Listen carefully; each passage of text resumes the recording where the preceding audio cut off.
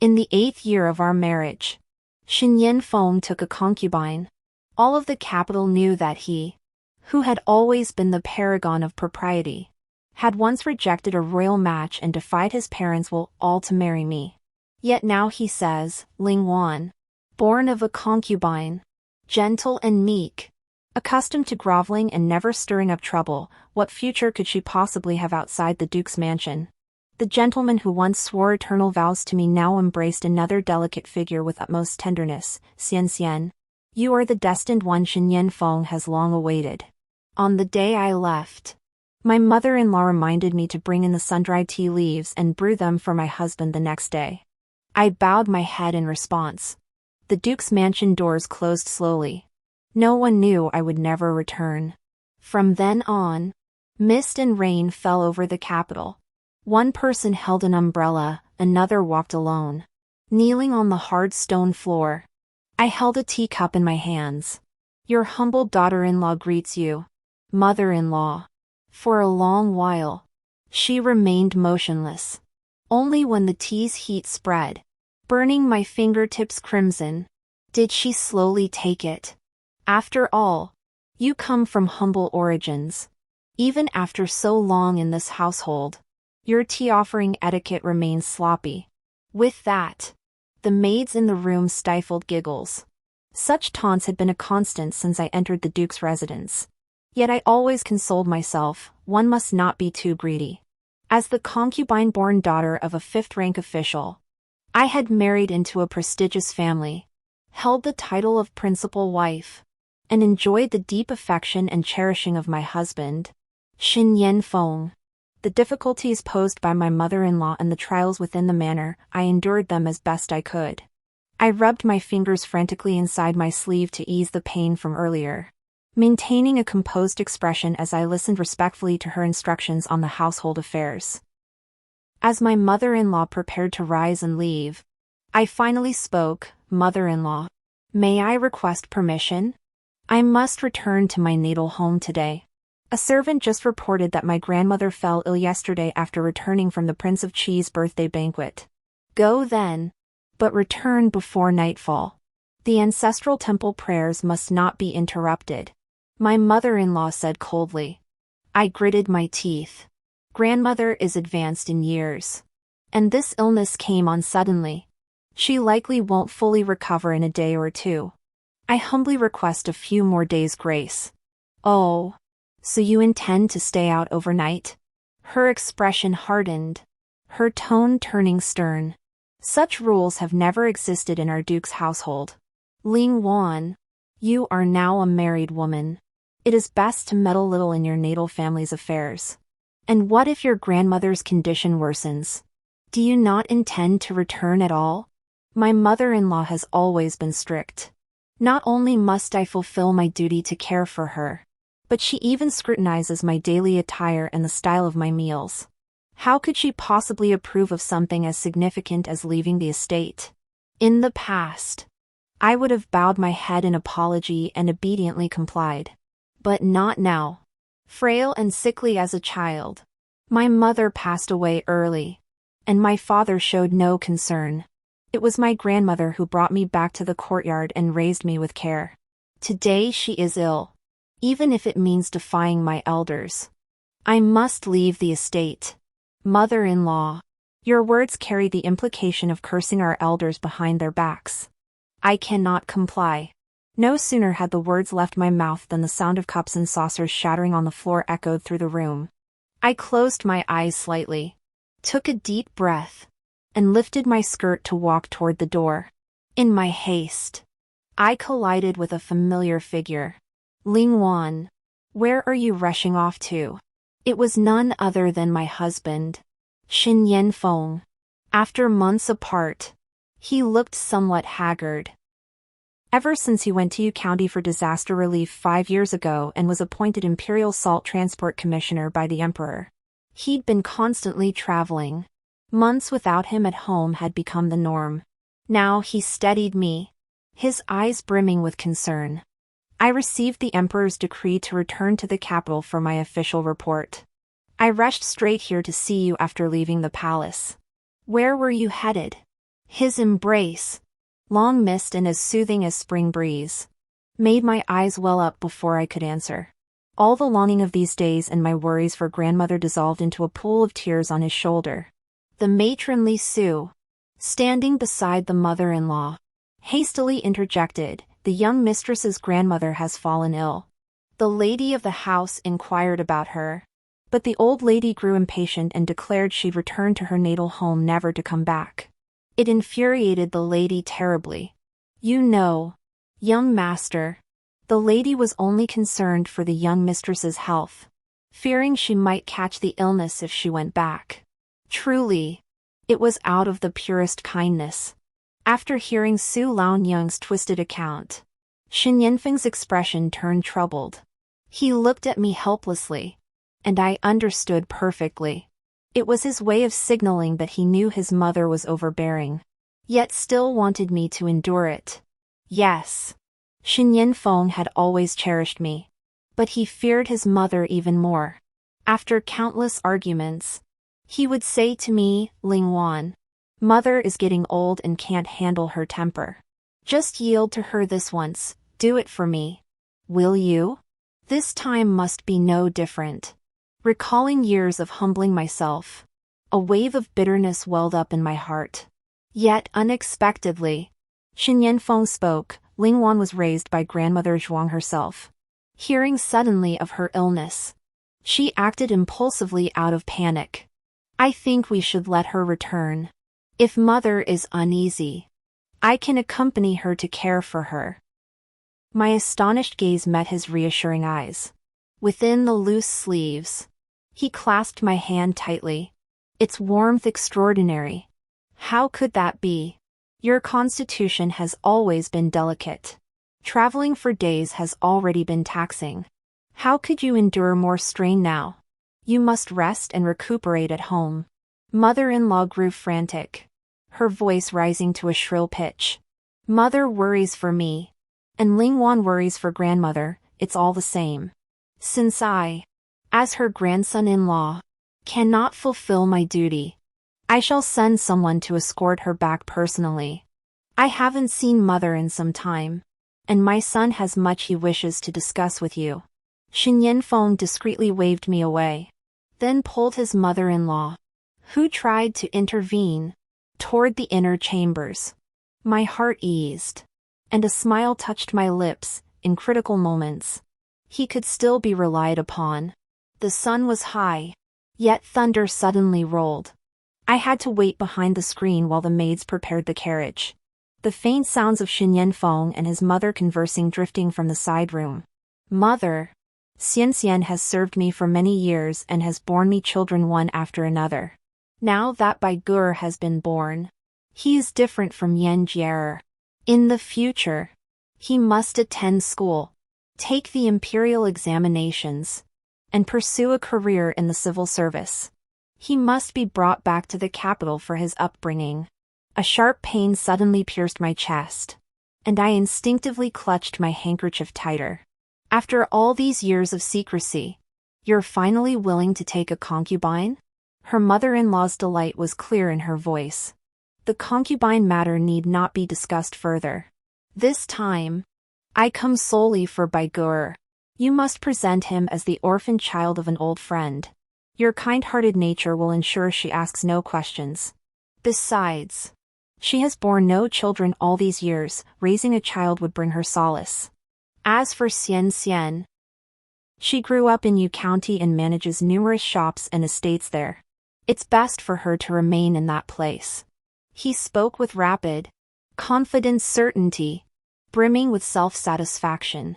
"Aren't you worried Ling Wan will demand a divorce once she learns the child's origins?" I struggled to suppress the rage churning within me. His next words struck like a blunt weapon, hammering deep into my heart.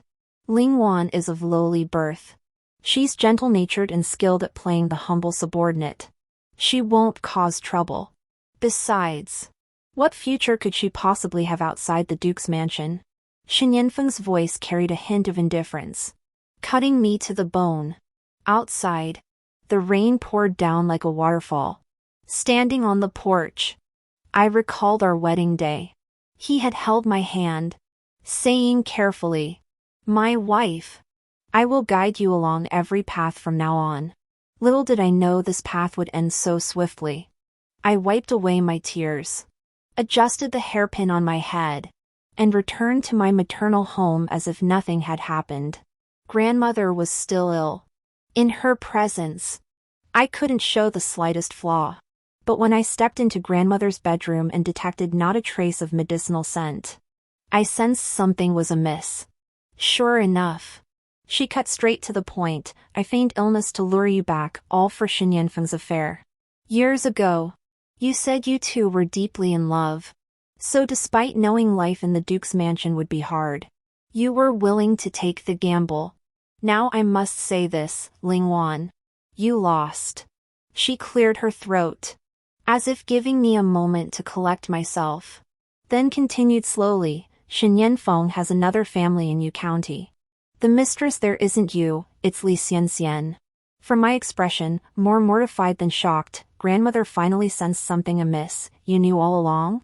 I closed my eyes, letting tears fall freely. "Only today did your granddaughter realize he was unworthy of trust."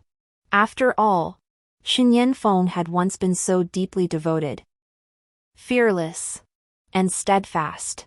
Xin Yanfeng and I met at the private academy. He was the elegant young scholar who quoted classics with eloquent ease in class, while I was the scatterbrained girl who stumbled over recitations, scribbled crooked characters, and was punished by the master to copy lessons time and again. Yet he declared he loved me and wished to marry me. When the emperor decreed our union, I thought my fledgling infatuation would surely fade away. Who could have imagined he would defy the marriage? Had the emperor not suddenly fallen gravely ill, and the succession crisis shaken the court, he would surely have been charged with contempt of the imperial family. After the wedding, even as my mother-in-law disliked me and the nobility of the capital looked down on me, I forced myself to endure it all, because I believed that in this world, 8 or 9 out of 10 things go against one's wishes. But for Xin Yanfeng, it was all worth it.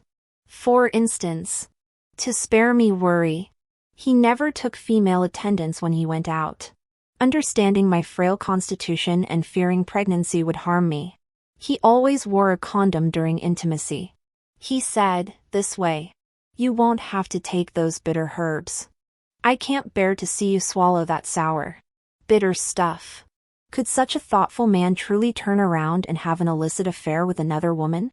Grandmother sensed my hesitation and promptly delivered a harsh dose of reality. "Bring that girl up here. I'll tell one or myself." What followed, recounted by a maid who once served Li Xianxian, was a tale straight out of a play, a beauty paired with a hero. 5 years prior, Xin Yanfeng accompanied the crown prince to Yu County for disaster relief, where he met the daughter of the local tycoon, Li Xianxian. Initially, their interactions were sparse, limited to brief encounters at grand banquets. Later, disaster relief funds were embezzled and soup kitchens vandalized. Xin Yanfeng was reprimanded by the crown prince for incompetence. Bandits, seizing the opportunity, disguised themselves as disaster victims and ran rampant, stealing, raping, abducting children. The entire Yuyao region descended into hell. Li Xianxian was among them. Her family's prominence made them a prime target. They were the first to be raided. Though she hid in the cellar and narrowly escaped, she lost her father, brothers, and all her family's wealth. In the end, she had no choice but to enter the Imperial Music Bureau, selling her body. Heaven took pity on her, for on her very first night, she encountered Xin Yanfeng, one, newly fallen into this world, desperately grasping at a straw, the other, frustrated by his failures, pouring out his pent-up bitterness. A man adrift met a woman who understood his heart. Once the heart stirred, there was no turning back. The maid finished her report cautiously, then bowed her head and withdrew. Grandmother studied my expression, weighing her words. "What are your plans now?" I brushed a strand of hair from my forehead and smiled sincerely. "Grandmother, it's a blessing you're not ill. I can leave the capital with peace of mind. Grandmother's eyes sharpened. I continued, I intend to divorce Shen Yanfeng. She's merely a concubine, she holds no sway over you. From what you mentioned earlier about their conversation, Shen Yanfeng never intended to formally marry that woman. It was solely for an heir. Among men of power today, who truly remains faithful to one woman? If you were willing to compromise. I cut her off sharply. Why test me? Grandmother? Had he brought her home when their affair first began? I might have tolerated her. But for 8 long years, Shen Yanfeng never uttered a word. He carried on with another while pretending to be deeply devoted to me, feigning mutual affection. Such behavior I will never tolerate. Once you know a man's true nature, you must cut ties decisively. Good. Very good indeed. You truly are the granddaughter I raised. Wanner. Among all the children and grandchildren of the Zhu family, you are the one I cherish most. Even when you abandoned the match I arranged for you, blinded by passion to marry Shen Yanfeng, I never blamed you. We women must all stumble over the word love at some point. Falling hurts. But it's not the end. You must know how to get back up. The road ahead is long. Grandmother's voice brimmed with pride. Her warm hand rested on my shoulder. That touch was my childhood salvation, my lifelong anchor, and the very foundation of my self-worth. I sent word to Shen Yanfeng, explaining grandmother had caught a chill and needed tending to, making my return impossible for now. Unexpectedly, Shen Yanfeng arrived immediately, bearing premium tonics and medicinal dishes. He solemnly vowed to stay and watch over her with me. You care for grandmother, and I'll care for you. He gently smoothed my stray strands of hair, his face etched with anxious concern. I felt a pang of resistance, pondering how to send him away, when his personal attendant whispered something in his ear. His nostrils flared, his eyes darted. Even a blind man could see he was flustered. I turned my head away, pretending not to notice. The next moment, a flicker of embarrassment crossed his face. Ling Wan, the emperor has summoned me. He says it's urgent. I must go. I gave a faint nod, staring blankly at his hastily retreating figure. Just yesterday, father had mentioned the emperor had caught a chill at the stables, his old ailment flaring up, forcing him to suspend court for 2 days. I suddenly chuckled. How many such lies had I missed over these 8 years? I stayed at my maternal home for 7 days. Shen Yanfeng never reappeared during that time. As for my father and his wife, they merely paid the customary respects to my grandmother, offered some perfunctory words about taking good care of me, and never returned. While I summoned numerous physicians to take her pulse and prescribe medicine, I dispatched a trusted confidant to the princess's residence with a message. The note contained only 3 simple words: I consent. After that, I fell into an endless cycle of eating and sleeping. Few knew that years ago, my grandmother and the princess had been inseparable friends. Back then, the princess was a pampered noblewoman raised deep within the palace walls, while my grandmother was the daughter of a military family who had followed her father through countless campaigns. After General Ding Yuan's death, the old emperor, pitying my grandmother's loneliness, brought her into the palace to serve as the princess's companion and tutor. Surprisingly, the 2 women bonded instantly. Later, as imperial strife intensified and my grandmother remarried, they gradually severed public ties to avoid political entanglement. Yet their private friendship remained profound. The year my affair with Shen Yanfeng became a scandal, the princess's daughter was about to be sent to the frontier for a political marriage. She wrote my grandmother a letter, stating she had always admired my sharp intellect and cautious nature. With my marriage scandal angering the imperial family and the threat of imprisonment looming, she asked if I would accompany the young princess. I refused then. I thanked the princess for her kindness, kneeling before her, and stubbornly declared everyone seeks the path to rebirth. But the young marquis, A man favored by heaven has gone this far for me. He has already taken the first step. Ling Wan refuses to retreat. I still remember the look in the princess's eyes, a mix of approval and melancholy. After a long pause, she said, "A woman's devotion is an inescapable bond. Ling Wan, this palace wishes you to fulfill your heart's desire." With that weighty blessing and a heart full of fervor, I stepped through the grand gates. Little did I know that while the vows still rang in my ears, the heart of the one I loved had already changed. It was but a fleeting illusion. On the day I resolved to return to the Duke's residence, a child who had been waiting at the gate handed me a letter.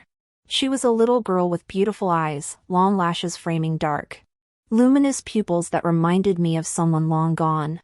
"Mother sent me to beg you," she said. "She hopes you will give our father back to us." With that, she bowed her head in reverence. In that moment, the last shred of hope shattered within me. The letter's contents matched nearly word for word what grandmother had uncovered. Alongside it lay a marriage contract. Xin Yanfeng and Li Xianxian, bound for life, forever united. Below, in smaller script, was the date inscribed. It seemed Xin Yanfeng had underestimated this concubine, younger than me and bearing his child. She faced a choice: stand idly by as mother and son were torn apart, or seize her chance to make a future for herself in the capital. Without hesitation, she chose the latter. I carefully folded the papers and tucked them into my sleeve. Such evidence must not be discarded lightly. It would prove useful in time. Stepping back into the Duke's residence felt like entering another world. Xin Yanfeng was bathing in the inner chamber of the main hall.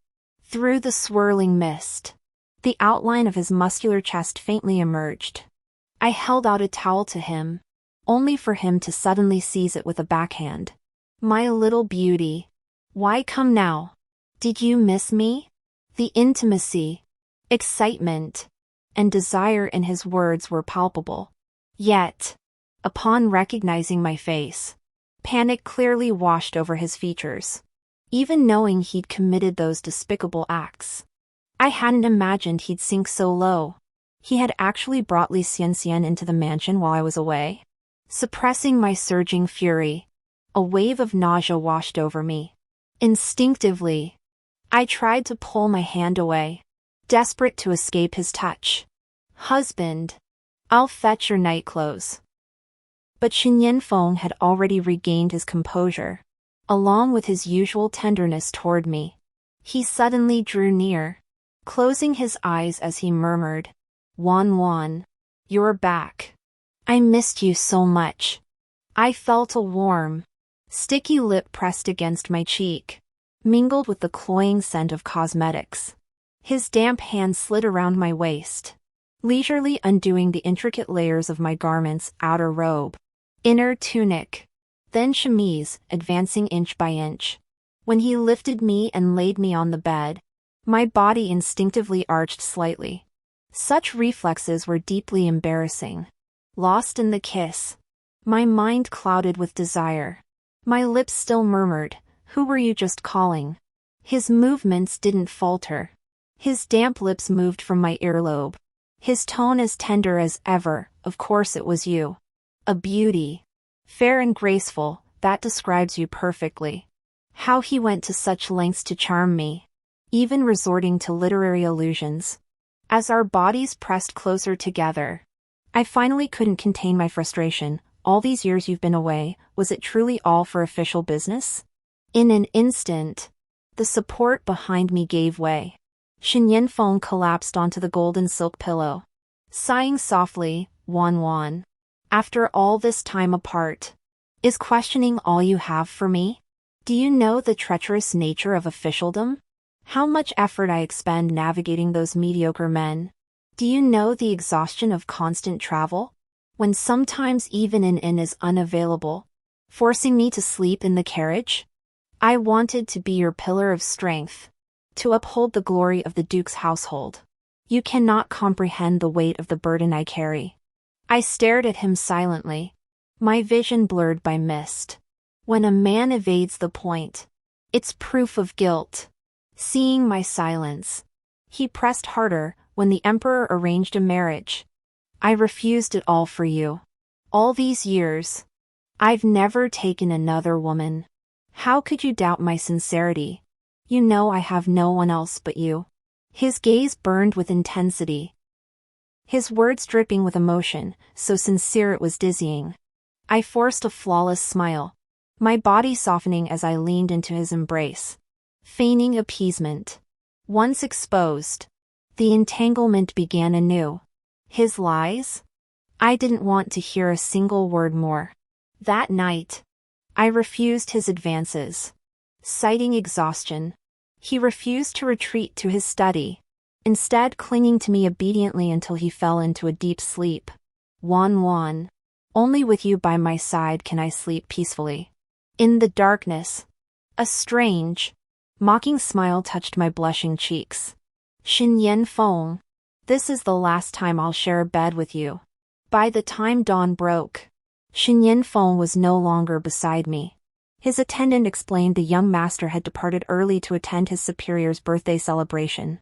As I combed my hair before the mirror, I couldn't help but chuckle at this excuse. The bedding had long grown cold, he must have left at least by the fourth watch. What birthday celebration requires such an early rise? Surely, a fair lady had beckoned him elsewhere.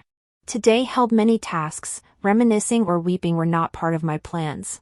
I paid my customary respects to my mother-in-law, mentioning that the princess's mansion was hosting a banquet, inviting all the noble families of the capital. When the princess's invitation arrived at the Zhuang residence, I happened to be present. Upon learning grandmother was still bedridden, the maid delivering the message suggested I attend in her stead. My mother-in-law, long settled in the capital, surely knew of the old acquaintance between my grandmother and the princess. I heard many noble guests would be present at this banquet, especially the crown prince's consort. I laid the groundwork thoroughly, hinting at the crucial point without overstepping. Sure enough, my mother-in-law's expression brightened. Then let Feng accompany you. He's been in his current post for some time now. If he wishes to advance, he'll need the crown prince's favor. Later, go to the storeroom and select some substantial gifts to bring along. Don't bring shame upon the duke's household. Also, the tea Feng loves is drying in the back courtyard. Remember to bring it in after you return and brew it first thing tomorrow morning. I bowed my head. Obedient as ever, your granddaughter-in-law understands. After preparing the gifts, I'll go pick up my husband. And so, I made my way to the storeroom without a hitch. I casually selected some jade and jewels, then loaded my dowry chests onto the cart. I couldn't use the duke's household servants, so all these were bonded laborers from the Zhuang family. These were the dowry items my grandmother had given me, her life savings, along with the hard-earned savings I'd accumulated over the years. Having already been deceived emotionally, I couldn't afford to lose a single piece of gold or silver. As I settled into the carriage, listening to the wheels roll over the cobblestones, a heavy weight finally lifted from my heart. I handed the divorce papers, Li Xianxian's letter, and the marriage compatibility chart to the princess. The rest, I entrust to the princess's care. This great kindness, I, Ling Wan, shall remember forever. I shall follow Princess Qinghua's lead henceforth. I pressed my palms together before my forehead, knelt on one knee, and performed the full ceremonial bow. Qinghua had just conceived in Xi'an. Before that, she was overwhelmed managing the newly established girls' academy and overseeing the operations of the salt, iron, and silk monopolies. I was preparing a team of female attendants for her journey when you arrived. Having been raised by Song Yun, I have complete confidence in you. Song Yun, that was my grandmother's name. In the eldest princess's earnest expression, I glimpsed a trace of longing for her dear friend. Your grandmother and I were sisters in spirit. Those days spent in the inner chambers were priceless. Today, I'm merely delivering a message and escorting someone, no great favor. The princess dressed me as a maid and blended me into the convoy bound for Xi'an. A long line of carriages stretched before the city gates. Before parting, I lifted the curtain, wanting one last glimpse of the imperial city where I'd lived for decades. Amidst the street vendors' cries, children's laughter and play, and common folk strolling hand in hand across the bridge, I spotted Xin Yanfeng instantly. He held a sugar-coated hawthorn on a stick, teasing the little girl perched on his shoulder. The woman beside him, shy and timid, clung tightly to his arm. Their voices drifted from afar. "Feng Lang, you're always with us. Won't sister grow suspicious? Don't mention her in front of the child. Besides, she doesn't possess your delicate, perceptive heart that always guesses my thoughts. I can't match sister's birth or your marital bond. Just staying by your side fills me with contentment." Her soft voice was exceptionally alluring. Xin Yanfeng was clearly intoxicated by it. "Xian, you're different from her." My heart skipped a beat. But then I heard him continue, "You are the long-awaited destined one for me." Xin Yanfeng. In a daze, I saw 12-year-old Xin Yanfeng, clutching chestnut cakes made by an old lady in the flower district, stumbling toward me.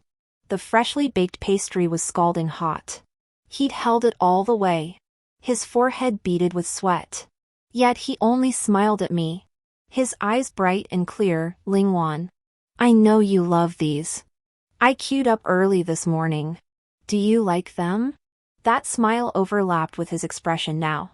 I knew clearly that the Xin Yanfeng of the past was no longer here. In my heart, he was dead and gone. When Xin Yanfeng returned to the mansion, the sky was still bright. He thought today would finally be a chance to be intimate with Lingwan, and his steps quickened with anticipation. Unexpectedly, the main hall was completely empty.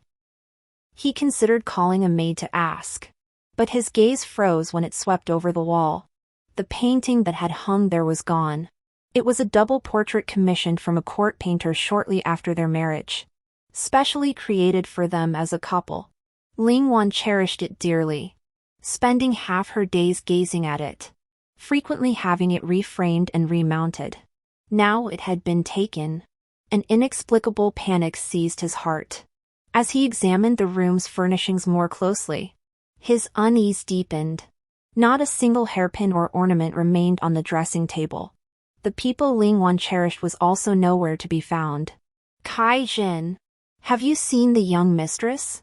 The maid looked genuinely surprised. "Didn't the young mistress go with you to the princess's mansion for the banquet?" Xin Yanfeng's eyes widened abruptly. "When did this happen?" "This morning. The lady of the house permitted the young mistress to go out. She took several boxes of items from the storeroom and boarded a carriage. Before leaving, she mentioned she would come to fetch you. Just now, someone from the princess's residence reported that the young mistress had drunk too much and would return later. Wasn't the young master accompanying her?" "How could you?" The maid sensed the growing anger in Xin Yanfeng's eyes and immediately fell silent. Xin Yanfeng's voice trembled slightly. "Prepare the carriage immediately. We're going to the Grand Princess's residence." All the way there, he clung to a sliver of hope. Surely Lingwan was upset that he'd left without saying goodbye this morning. Or perhaps she felt neglected because he hadn't visited her grandmother at the Zhuang residence to check on her health. That must be why she went to the banquet alone. Perhaps she resented her mother's control, choosing to go without even a single servant. It had to be that. Only when he knocked on the door and the princess's personal maid handed him a stack of letters did panic truly seize him. The marriage contract on top was all too familiar. His own handwriting. Lingwan had loved his calligraphy, once praising it, "Your brushstrokes weave brocade," falling onto paper like mist and smoke. Thus, she must have recognized his handwriting at once. Yet that document had been written only to appease Li Xianxian during her pregnancy. When her repeated clinginess threatened the child's safety, it held no genuine sentiment. "Young Marquis, The princess has instructed me to deliver this message. She will personally oversee the Zhu family's divorce proceedings. If you know what's best, young Marquis, sign this divorce agreement. Henceforth, we shall go our separate ways. If you harbor any delusions of divorce or other foolish notions, I advise you to abandon them now. Shen Yanfeng steadied his resolve, glaring at the maid as he snorted coldly. What can you do if I refuse to sign? Never mind the princess. Even if this reaches the emperor today, I demand to know, where exactly has she taken my wife? The maid refused to waste breath on him. She flung open the marriage compatibility chart, pointed at the fine print, and sneered, young Marquis, you wouldn't dare escalate this. If word spreads of you celebrating a wedding during national mourning, the entire duke's household would be ruined. After suffering a humiliating defeat at the princess's residence, Shen Yanfeng returned home and smashed the main hall to pieces. He then ordered several jars of fine wine to be brought in. 4 days on end, he remained in a drunken stupor, refusing even the duchess's personal summons to leave his room. Li Xianxian sensed her opportunity had arrived. She dismissed the servant blocking the doorway and strode lightly to Shen Yanfeng's side. The chessboard was set, now she would claim her pieces. My lord, excessive drinking harms your health. If something troubles you, speak to your concubine. Do not bottle it up. Shen Yanfeng was caught off guard by the scent of perfume, its sharpness stinging his nostrils and stirring his irritation. Yet the perfume's owner persisted. Sister, this is utterly ruthless. What woman leaves without so much as a word, tossing a divorce decree behind her? And then, his hidden thoughts exposed. Fury surged through him. He shoved Li Xianxian away, flinging the wine flask at her with such force it slammed into her body. Who do you think you are? Meddling in my affairs? You claimed you didn't seek status or recognition, only to glimpse the splendor of the capital and spend more days with Baigoer. I believed you. Yet you turned around and sought out Ling Wan, scheming to make her leave. Li Xianxian, you truly are cunning and calculating. Li Xianxian felt a wave of fear wash over her. She couldn't believe that the once gentle and refined gentleman could be so ruthless. But retreat was not an option now. Glory and wealth lay within her grasp. Gritting her teeth against the pain in her elbow, she crawled to Shen Yanfeng's feet, her tears streaming down her face like rain. My actions, she sobbed, stem entirely from my deep admiration for you. Feng Lang, now that my elder sister has stormed off in a huff, abandoning you, my heart aches for you. Shen Yanfeng stared fixedly at the woman on the floor, 2 flames of rage flickering in his eyes.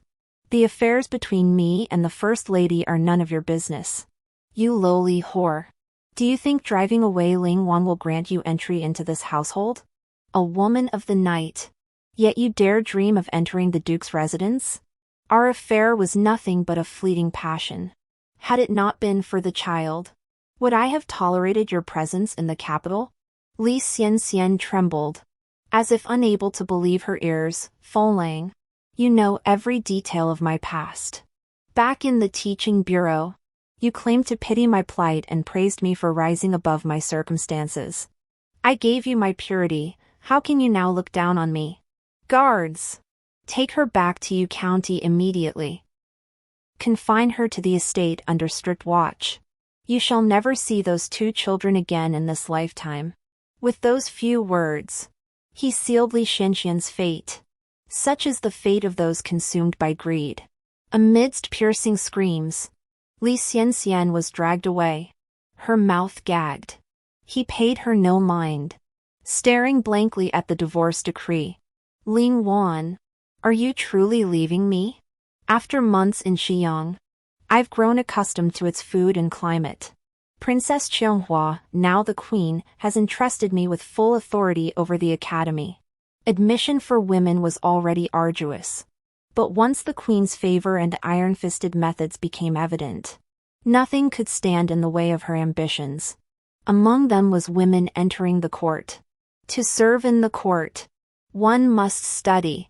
master writing, and understand propriety and affairs. Within the square walls of the academy, I discovered a new world. Contemplating the vastness of the world and the hardships of the people proved far more fascinating than trying to capture a man's heart. So when the deputy minister Li Mu, a widower in his middle years, used the opportunity of inquiring about his young daughter's studies to propose marriage to me, I shook my head decisively.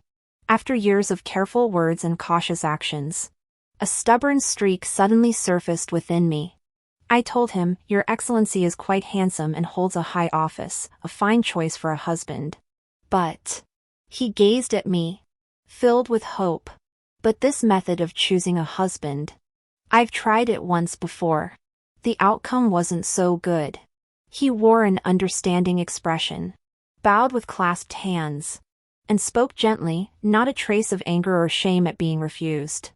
"I see. Miss Zhuang has stumbled before. But let me say this, fine men abound in this world. There's no need to dismiss them all at once. For now, I'm in the best position. Waiting a while won't hurt." Beneath the pine and cypress trees, the two shared a knowing smile. "Everything is well in Xi'an.